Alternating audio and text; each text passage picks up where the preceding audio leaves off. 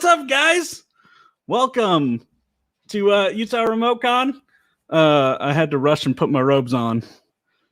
But welcome to Collin's Star Wars panel, Collin Strikes Back 2, where we are talking Star Wars. But of course, we do have our charity that we are supporting, which is the Juvenile Diabetes Research Foundation, working on finding a cure for diabetes and helping with the research and trying to make a difference in these kids' lives.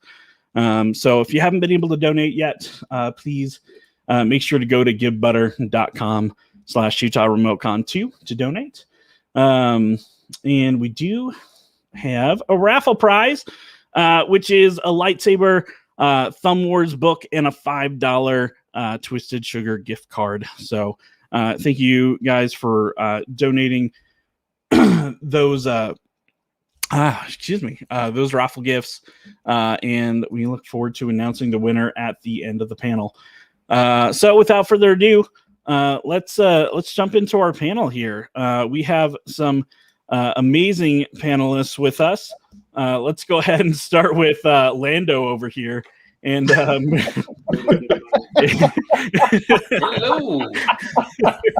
how are you? He's so suave. Yeah, he's much suaver than me. Look at this old goofy white dude. This is a cool man right here. And then disappointment. Hey, how are you guys? Dude. What's up, Craig? How you doing, man? I am doing good. I'm silly because it's still early and I haven't had my full caffeine dosage. It's super early. Well, Craig, you're with one of our new shows. I'm with Monday the newest morning show, Memory Wipe. Yeah, that's the new recap preview show that we do every morning, Monday morning. Basically, there's so much garbage out in the world that we try to distill it down into the most important things. And as I like to say at the end of every episode, if we didn't talk about it, you don't need to remember it. And that's what the Monday Morning Memory Wipe's all about, is finding out what's important and forgetting the rest. Yes. Or making room for the rest, because our brain is a very limited capacity, especially this group. What? Oh, yes. And then we've got Tracy Mangum. Good morning. I'm with the Movies That Make Us team here on the Stolen Droids Network, podcast with Jake Dietz and Valerie Cameron. Nice. And then, of course, Robert Neal. Hello. Catch me on Instagram at Action Figure Theater, and I'm really just here to annoy Craig. You're not. Robert's such a sweetheart. It's hard to. He just looks so damn good. That's the problem. It's true. It doesn't matter what he wears. That guy. I know. On point all the time. That's too kind.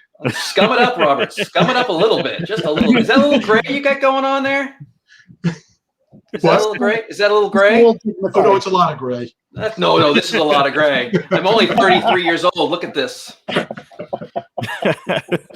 Oh, yes. And then, of course, my soulmate, my best friend, Zach Cipriano. Hello. How's it going, everybody? Overwhelmed. I guess. Wow. That was great. I was stunned. That was great. Cool. So good. humble. Glad. Okay. I'm clearly welcome here. Cool.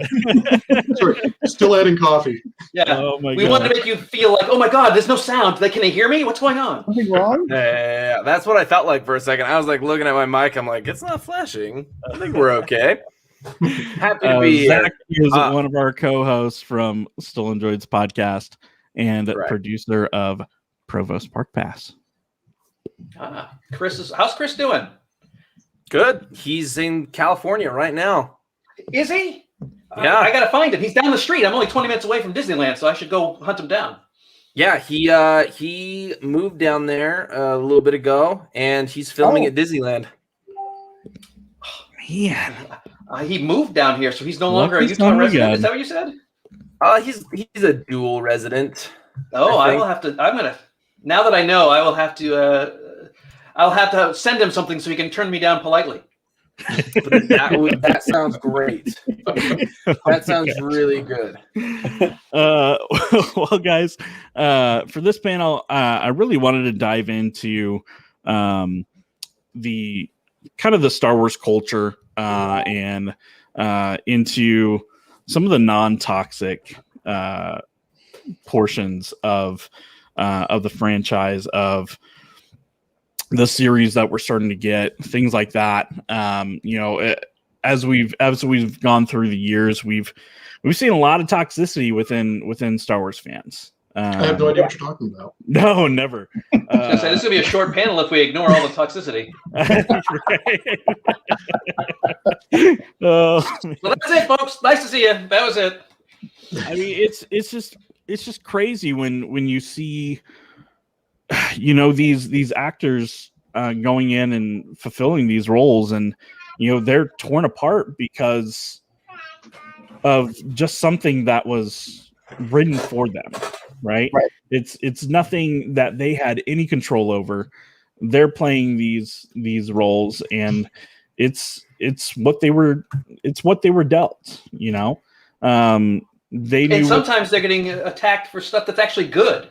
Yeah, so it's not even like it's like Kelly Marie Tran. She was great as Rose, and there's no reason to attack her, because not only did she have no control over what was being said, she did a great job of being the character. Yeah. Yep. Ugh, I'm mad. So now thanks for getting me mad already. Let's talk about the good stuff. Hold on. Kelly Marie Tran is 2/3 of the way through completing the Disney trifecta. She's been a Disney princess in Star Wars. And now she just needs to be in the MCU. The only other person to do that so far is Ming-Na Wen. Yeah. Yep. That's good company. Very true. I know, right? Squirrel Girl. Well, let's get her for Squirrel Girl. That would work. Yeah. I think somebody's already cast the Squirrel Girl. No, it's that's the AT&T girl. That's fan casting. Yeah. She's good too. She actually voices her in some animated stuff. Right. I thought that was Milena Vintrub. Yeah. Yes. Thank you. But she's not in Star Wars. Wars. Yeah. Oh my gosh. You mean Lily? Yes. So let's start off with this. Let's go around and just say, what originally got you guys hooked on Star Wars? I can go. It's the very first movie I ever saw in the theater. The original, A New Hope. I'm that old. Yeah. So I remember that. I remember seeing Empire. I remember seeing Return of the Jedi. Return of the Jedi was the first one I saw with my friend in the theater without my parents. So yeah, I've been in this game for a long time. Star Wars was not the first movie I saw in the theater, but yeah, I'm that old. But I remember, just the spectacle of it, just the wow factor, and going to your Return of the Jedi comment, that hit at just the right time when I was into BMX a lot. So the speeder bike scenes through Endor were just like, oh. So, I mean, that was just perfect timing and just right place, right time for me. Yeah. I have the same as Tracy, where, I was 4 years old when it came out. And so it's always been a part of my life. Mm-hmm. It was on HBO back when HBO was a single box that you just went chunk HBO. You just had, and so it was one of the first things that HBO showed a lot. So as a 6-7-year-old, I was watching that. Return of the Jedi was the first movie I saw by myself.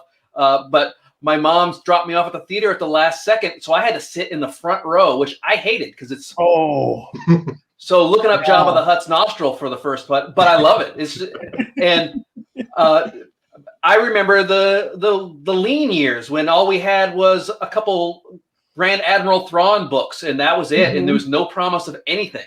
So I remember when it was the biggest thing in the world, and I also remember when it was just a dustbin of cobwebs and cactus, and there was just that was it. And we never thought we'd ever see anything ever again. So I remember those days. Mm-hmm. I think the first thing that got me into Star Wars was lightsaber fights on the playground. Again. I am? Can you hear me? No. I can hear you. Nothing? I can hear him. I was gonna say, I don't think I'm muted. I think Craig just Is it doesn't just want to me? listen to me today. Yeah, it's just you, Craig. You might have to it jump might back just be in. me. All right, I'm just gonna say really mean things about Craig then. If you can't hear me, that works. Turn it into a No, roasting hour honestly, for Craig. I think the first thing that got me into Star Wars was like lightsaber fights on the playground. And so it was the toys. It was the toys that first got me into Star Wars, because obviously the movies had been out for quite some time before I was birthed. So the first Star Wars movie that I saw in theaters was probably the same one that Collin saw in theaters, which was Episode 1. Yep. Oh my gosh. And so I thought pod racers Killing me. I thought pod racers were the absolute coolest. Episode 1 was my first time. No, we're not gatekeeping here, Zach. No. No. I know that. I know. But I mean, that was just the age. So it's cool to see, like, I saw it in the theaters for the first time. Obviously, I didn't have that opportunity because, my dad was busy being 10. But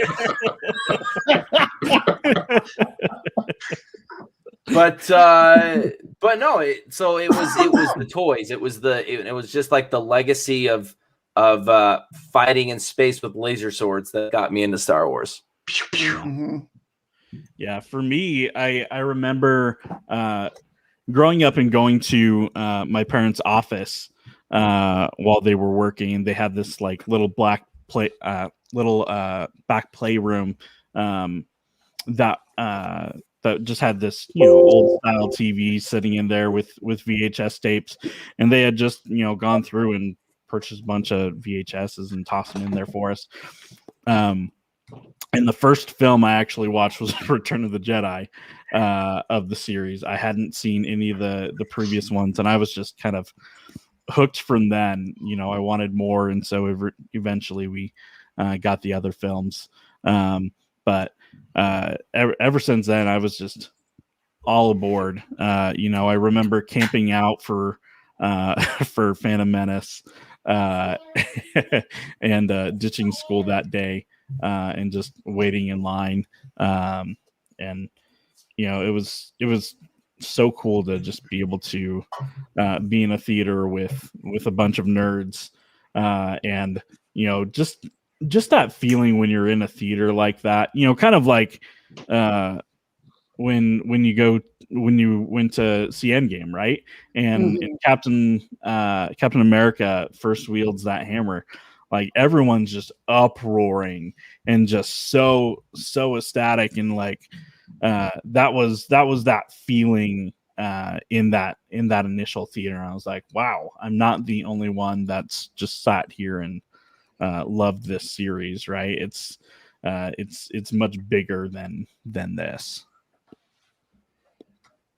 So yeah. It's very interesting. You talk about I know we're not talking about this, but with the Star Wars fandom, it seems like the more that Star Wars were given, the angrier the crowds get, which is so interesting that you have all these different new voices building on a mythos that we love so much. And I mean, it's better than 85% of the fan fiction that people are putting on the internet. Oh yeah. Oh, for sure. Significantly less nudity, I'll say. Or so you've heard. But it's I agree with Collin. There used to be this like camaraderie with Star Wars that I would love to have come back. The last time I truly felt the warmth and love from Star Wars fans was the opening of Galaxy's Edge at Disneyland, and coming around the corner and everyone seeing the Millennium Falcon there for the first time. That was a really cool time. And it was kind of like that, that throwback to, oh yeah, this is why we all love Star Wars. Right. I find it interesting because and I may have some issues with my audio all of a sudden. It seems sounding great. Oh, I do? Okay, because it sounds like I'm echoing big time.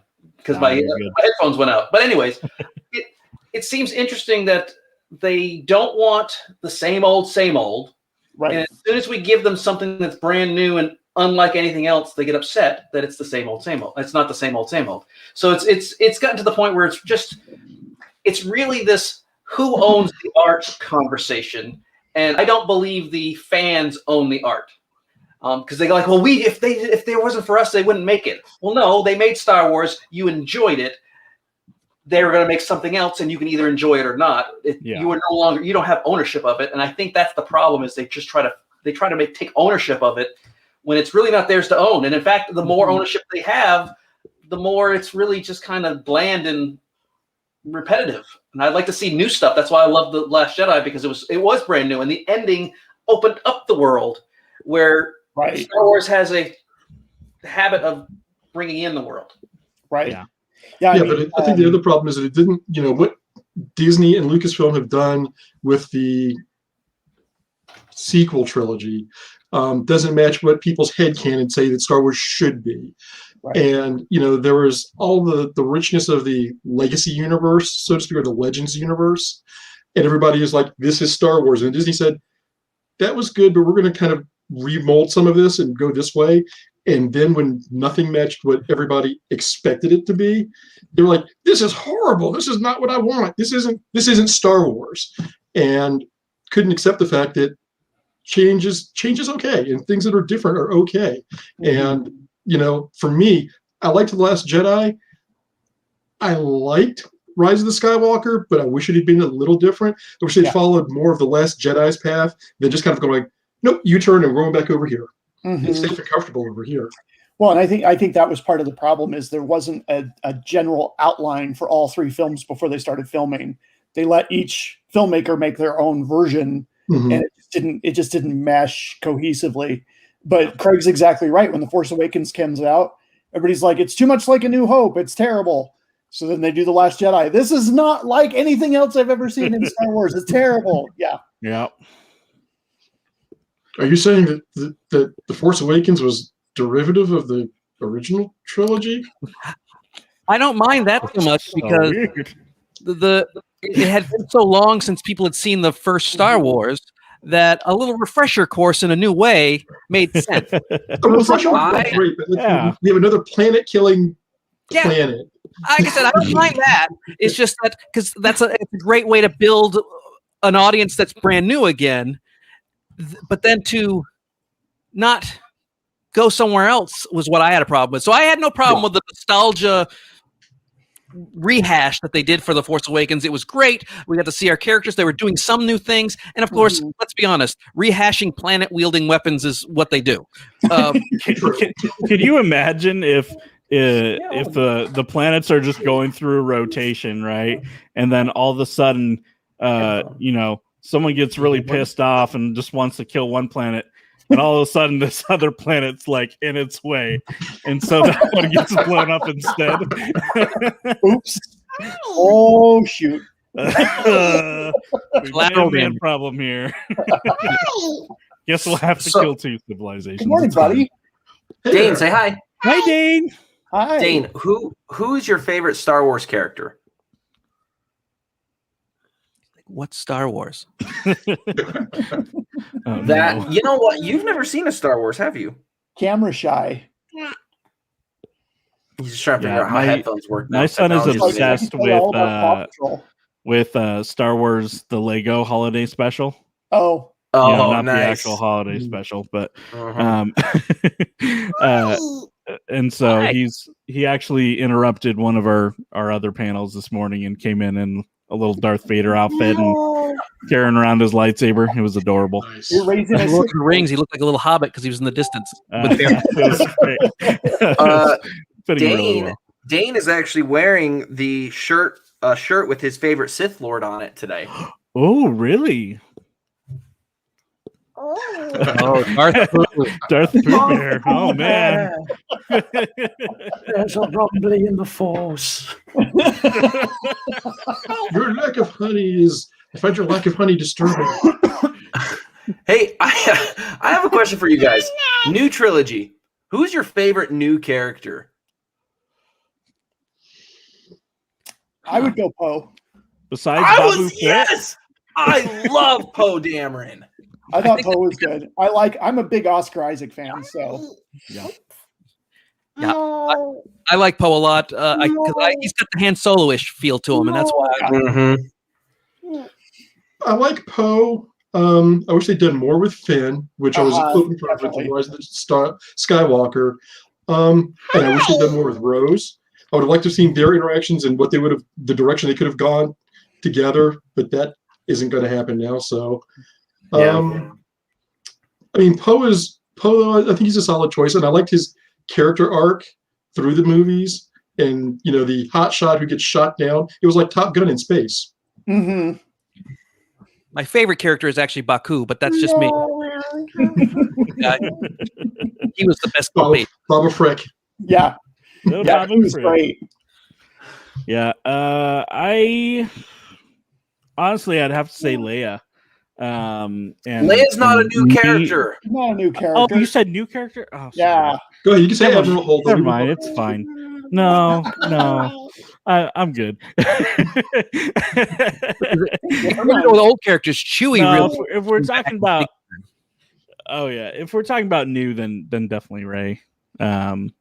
Just seeing her growth as a character and going through these challenges of trying to find herself and figure out her place in the galaxy, and just the way that she had to handle certain adversities. Yeah, Rey was an interesting character for me because I don't have kids, and nor do I really I can want send you two. But watching her in the first movie, I just felt proud of her all the time. I was like, oh, she's doing great. I'm so proud of her as like a dad. And even though I'm not a dad, it was just one of those, she was a sweet character. I liked her a lot. She was spunky. She had the right stuff. She was doing all this great, cool things. And I just felt really good about her. Now, later on, when we find out that she's just another rehash of Skywalker, it's like, come on. And I wasn't upset with her growth either, because Luke was just as quickly, I mean, he spent a couple weeks in a bog and then he's a Jedi Master. Yeah. It's all the same. But I thought she was. I do think Rey was also another one that I just really was. I was beaming watching her. She was really great, and her music, John Williams, her theme is awesome. I love her theme. Yeah, so good. Oh, Star Wars. One of my favorites though is going to Fan X shortly after The Force Awakens came out and seeing all the little girls all dressed as Rey. Yeah, and I'm like, how important is that though? How important is that? Like to show, and even, I mean, it was kind of the the Black Panther effect, right? Like it opened up heroes to a specific audience of kids who were able to finally say, like, this hero looks like me. Now you had all these little girls who are like, oh, that Jedi looks like me, or even young kids of color, even with Oscar Isaac in there and John Boyega, right? I think Dane just broke my Rey Funko Pop. Oh no! Oh no way! That's okay. My son ripped off Baby Groot's Funko head the other day. It was very sad. Kids got your problems, I guess. It's fine. No, I think that's a great point. And I mean, even in the prequels, you don't really see, that many female Jedi actually like featured. Yeah. The first time that you actually see a featured female Jedi is in the Clone Wars. When Ahsoka comes on. Outside of that, there's not a lot of representation outside of just B-roll shots, right? I was going to say there are some female Jedis in the prequels, except they just don't really have speaking lines. Yeah, I was going to say exactly. It's all just quick cuts. The third one. What was that? Was it Ayla Secura that you see in the third one during the execution of Order 66? Yeah. But I mean, but again, you don't hear. She doesn't. She's just an action character, not a no vocal parts for her. So yeah, exactly. And you see her briefly in In the Attack Council. of the Clones too, during the big fight.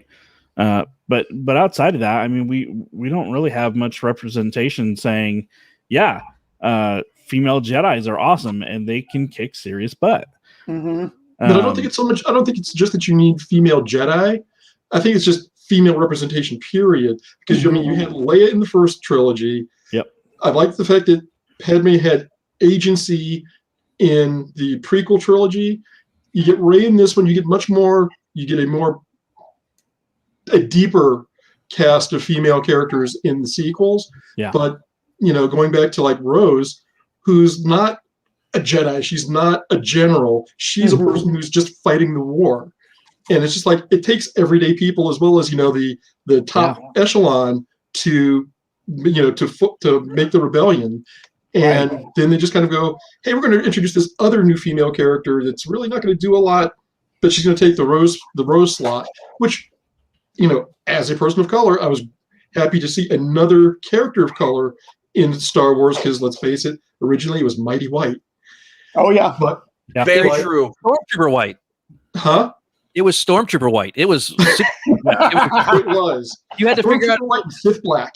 It's like there's two big guys. The British accent is the bad guy. That's how you had to figure it out. That's how you know. But Carrie Fisher had almost a fake British accent for half the movie. Yeah, that's because Oh my gosh. You live in London for enough time, you start getting the effect. One thing I do like about Rey and Rose is they don't have to be female. No. As written, you could easily just call it Rey with an A and had a guy in there, and that's the point, is that it doesn't matter. It could have been a girl, it could have been a guy. They didn't make them specific to anybody's gender, and that's the point. Anybody can do it. I thought that the kid on, I can't remember the name of the planet, the young kid in the stables who discovers he can use the Force. And it's like anybody can use the Force. Anybody can be a hero or a member of the rebellion. And then that just kind of went. Yeah, that one. Movie. That's my biggest disappointment in the Rise of Skywalker, that they did not explore that more. Yeah. Yep. We're talking about. I love, Robert, when you brought up Rose, how she's just like part of the rebellion. I mean, that brings up another awesome female protagonist, Jyn Erso. Jyn Erso, yes.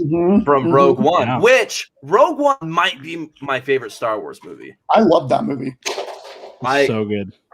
Really, they knocked that movie out of the park.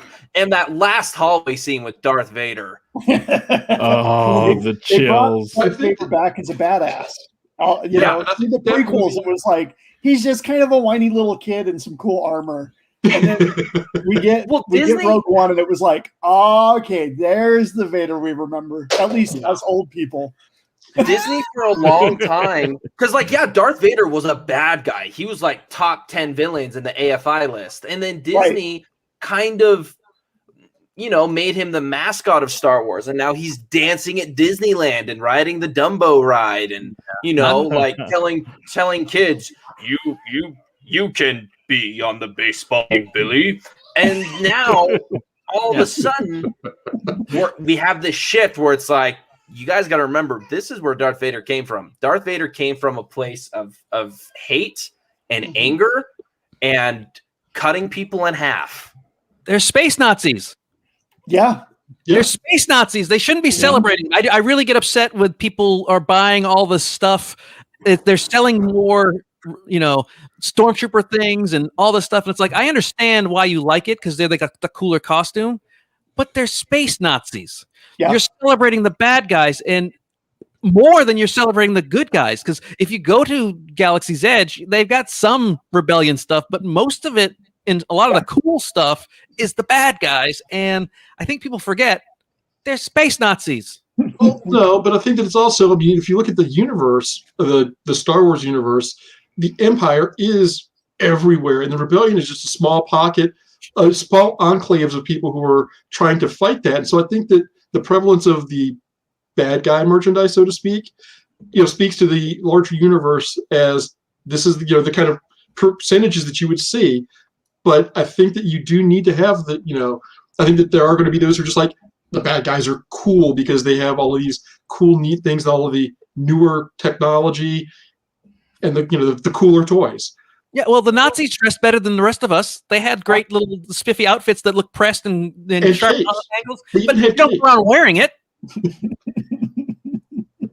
That's all. My space Nazi rant is over. No, I mean it's a very valid point that to very very little dive into politics when certain parties were like, we think the Empire was great. It's like, did you watch the same movies that we've all watched? Not the people you really want to emulate. Yeah, when Kylo Ren is someone's favorite character, he did so many things that were inexcusable, unforgivable. That he kissed Rey at the end and they're all good and everything's happy. No, no. And remember, that wasn't a romantic kiss. That was just like, you're a good guy now. We can kiss. Yeah. You're a mass murderer involved in genocide on a planetary scale. Give me a not? That's you. Hold on. But if we're talking about like redemption, I mean, Darth Vader had a very similar arc, right? Yeah. He starts off as a Jedi, then he murders a bunch of kids, as one does, and They then got better. Yeah, well, if you've been around kids, you know. Just they break your Funko Pops, and you're just like, He's not lying, but he's not wrong. So, do you guys think Darth Vader deserved his redemption? Do you guys think Kylo Ren deserved his redemption? Not as Do you guys much. think No. BB-8 No, deserved he his didn't redemption? I don't think they should have become one with the Force at that point. Unless everybody does. I mean, So then we get a Han Solo Force Ghost. Awesome. That'd be cool. that's not right. That's You're No, flying all the we- ship wrong. all- Get out of here. all we get is a That's not any of this projection works. of him. I don't think that Kylo earned his redemption. I think that it was manufactured. Yeah. I've already killed you, Dad. So if I just talk to you, I'll be okay. It just seemed weird. Mm-hmm. I liked the fact that Leia felt changes with him and just knew that something was going on. I think that spoke to but we never really got to see of her training until the little brief montage when Luke was talking. Mm-hmm. But I think that Kylo Ren, not a good guy. Didn't earn the kiss at the end. No. I agree. But I mean, have you guys seen him in those high pants? Gasp and swoon. Oh I have to my. say, thank God for Adam Driver, because John Oliver on HBO and his man crush on Adam Driver is like the best thing ever. Can you imagine being Adam Driver and being put in that and just thinking to yourself, what am I doing at this point? Where's my career gone? They made a sketch about that. They invited him on the Where's show. his career gone? He's probably the No, most it's Biden. successful out of everyone in the new trilogy. Oh, for sure. Yeah. Yeah. I'll just look at his bank account and cry. So I'm not going to feel too bad for him. He's doing quite well with his Oscar nominations and his career is skyrocketing. So I'm not going to worry about him. No. He's probably okay. He's probably okay. I think Star Wars, or the powers that be behind Star Wars, I don't know if we're going to get a movie for a while. I don't think it's a bad thing. I don't know if it's a bad thing though, because we're expanding the universe, on television. We've got The Mandalorian. I thought the first 2 seasons were great. We're gonna have the Book of Fett. Ahsoka's getting her own show. Lando's getting a show. Obi-Wan. Yeah, Obi-Wan's filming now. The Rangers. Very excited for Kenobi. No, the Rangers. Yes. Not the Rangers. Sorry, not the Rangers. Yeah. Which is disappointing. Rogue, I would have liked to see. Rogue Squadron. Space Rogue Cops. Squadron's going to be a movie, Yeah, isn't it? Rogue Squadron's going to be a movie. And the Rian Johnson trilogy that is still on the table. They have not. He's going to do some weird his own thing, which I'm looking forward to because I did like The Last Jedi, and I think if he does something that's not Skywalker related, nobody can complain. And I think he's got the right ideas. Yeah, and then we've got Kevin Feige is rumored to be in development on one. Oh, because that guy doesn't have enough. Universe That tie-in. guy does not have enough to do. Well, and I'm sure in the next 5 to 10 years we'll start ramping up and seeing some of the stuff from the High Republic era. Yeah, I can because see that. they're doing a big push in the literary world with that, and Mhm. so that's got to be setting the seeds so they can do that later on. Yeah. Because why would you invest so much in this obscure era that we've never really seen on screen? It's just As a perfect. video You don't have to worry about any touch it. There's no connection, so you don't have to worry about.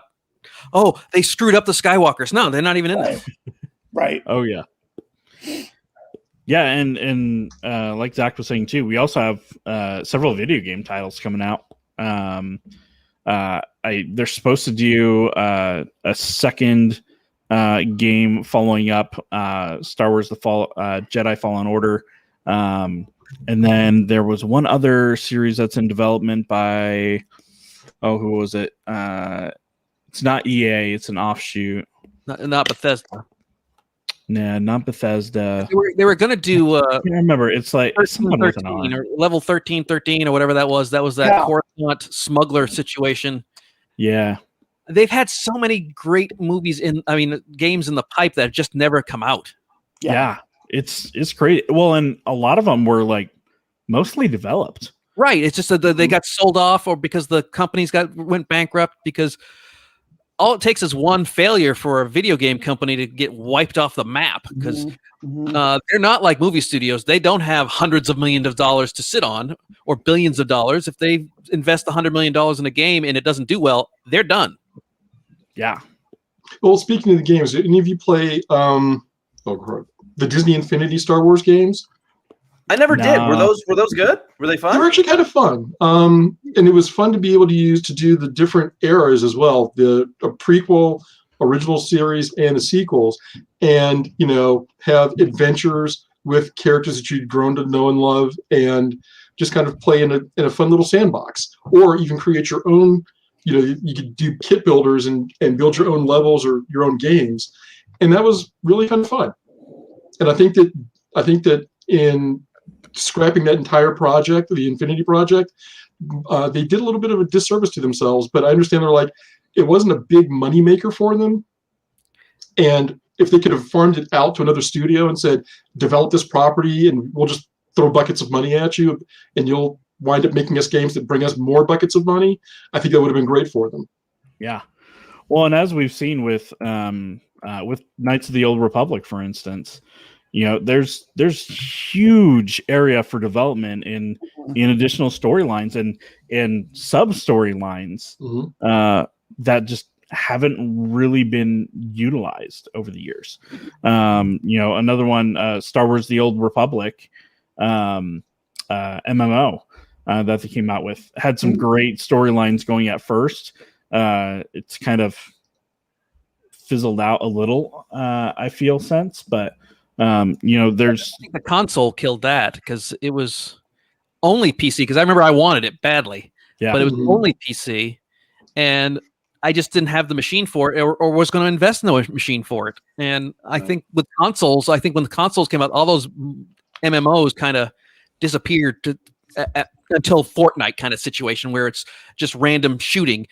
These big ones with actual quests and games and stuff. I don't know. I don't know the situation on those right now, but I don't know a lot of people who play them. The big quest games. I think that's all Fortnite.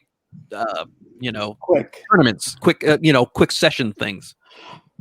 Yeah, I think it's going to be interesting to see how successful other pop culture kind of MMOs coming out are going to be, because we've got the open world RPG for Harry Potter that's coming out in the next 1 to 2 years.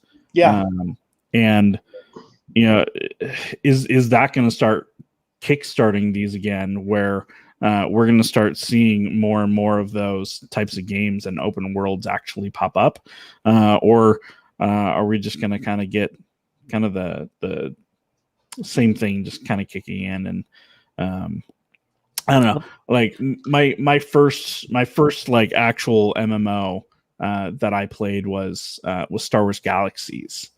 I don't know if any of you guys were able to play that, but it was it was an awesome game for what it was. It was glitchy as heck, but it was the first game where I actually felt kind of more immersed in the Star Wars galaxy and being able to play, some of these smuggler classes and trying to work your way up as a Jedi, and it not just being handed to you. You actually had to go through and level up, and once you reach a certain level, then you can become a Jedi, which was kind of rewarding in itself. But it would be awesome to see Galaxy's the starship situation they're doing that the resort where you go for 3 days. I need to go soon because I'm going to be too old to walk around, and it will be fun. But you spend 3 days at the resort. You're trapped at the hotel, and you walk in, and you're assigned an identity, and you get to be everyone there is playing a game of some sort. I'm sure Zach is going to have to be dealing with that when that opens up because Chris has got to go to that. That's got to be. I'm counting down the damn days. Let me tell you.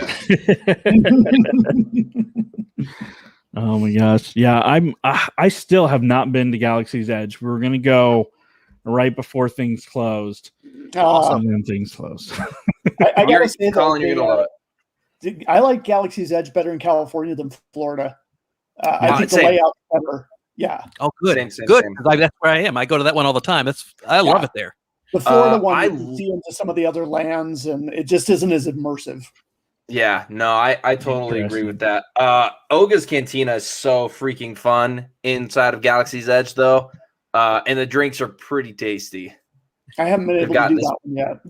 And they've upgraded. Because it's always bumping. It's always packed. It's hard to get in there. No, it is. I understand they upgraded some of the inside features where, like, my wife was like, you know what they need to do? They need to put some like creatures in the tank, and they have not just like goofy ones, like full immersive characters in the. So that's using the pandemic. They've upgraded a couple of the. That's cool. Things, yeah.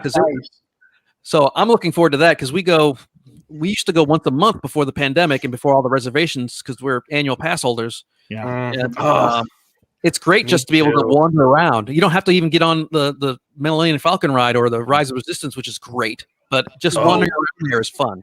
Well, and we're going to get, Marvel Academy. Oh, the Avengers Campus opens in June. So excited for. Yep. Yeah. It's going to be a while till I get to see that one.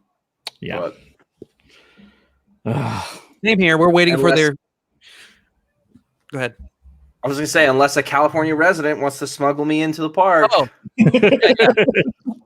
Well, the problem is they've gotten rid of the annual pass situation. I know. And we're not going to go until they rectify that situation because we don't want to waste a day not being applied to the annual pass. Because if you go 4 I don't think it's coming back. I think it is. I don't think it's coming back. I don't think it's coming back this year. No. If it comes back, it's going to be in a different format. Yeah, but it's got to be coming back because California is a membership park. Orlando is a outside visitor park. So they really they live off memberships here in California, where in Florida, they're hoping other people from other states are coming in. They don't really care about returns. It's a one shot and done. Yeah. Craig, who brought up Craig, you initially brought up the new Star Wars mega hotel, right? Yes. Is that Tracy? Okay. No, if they give you a role and stuff, legit question. If y'all were in the world of Star Wars, right? If you existed a long time ago in a galaxy far, far away, what do you think you would be? Smuggler. Same.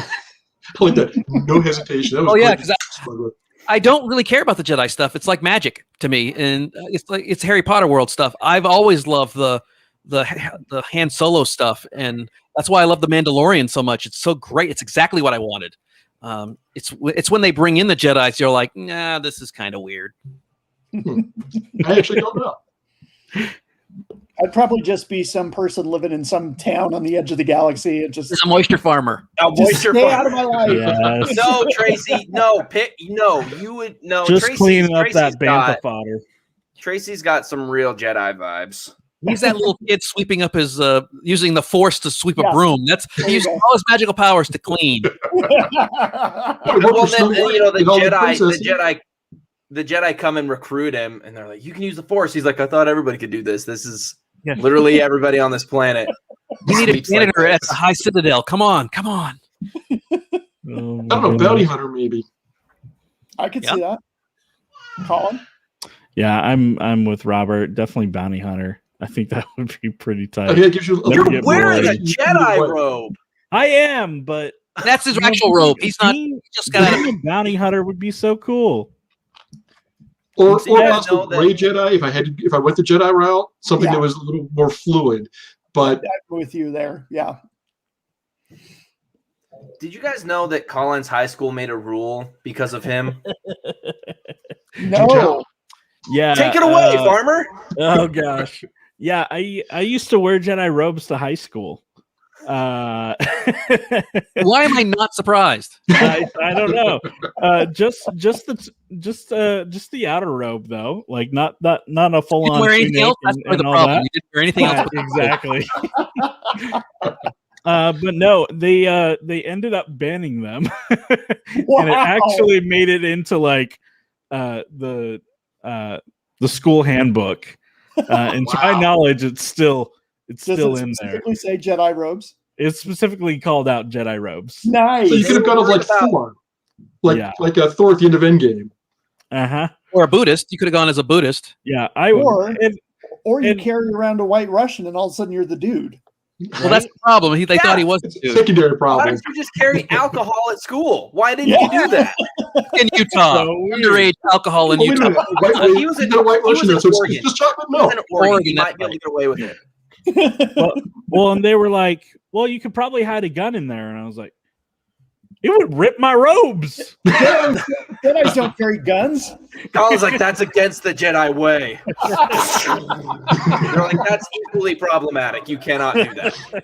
And they lost his pen. Weapon of peace.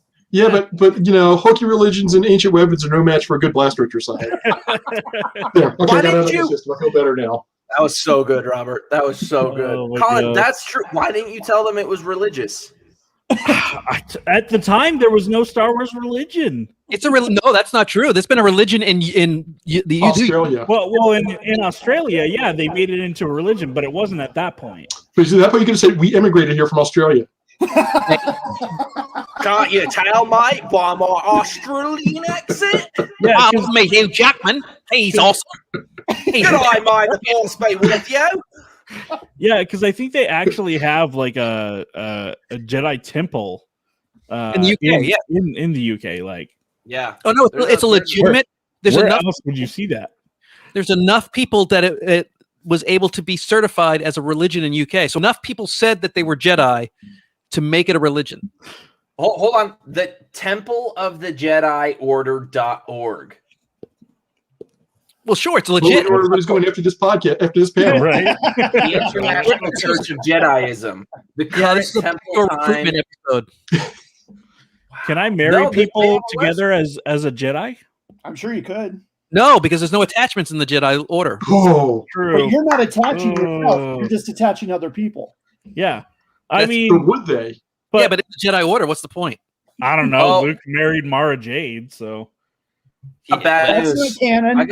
It never happened. Canon. Hey, you watch your dirty, filthy mouth. Gang, I got bad news. What's the matter? According in the UK, Jediism, the worship of the mythology of Star Wars, is not a religion. The Charity Commission has ruled. No. The commission rejected an application to grant charitable status to the Temple of the Jedi Order because it did not promote moral or ethical improvement for charity law purposes in England and Wales. Well, that just means they don't get taxes. As one of our Facebook users just asked, do Jedis get tax exempt status? They don't get that.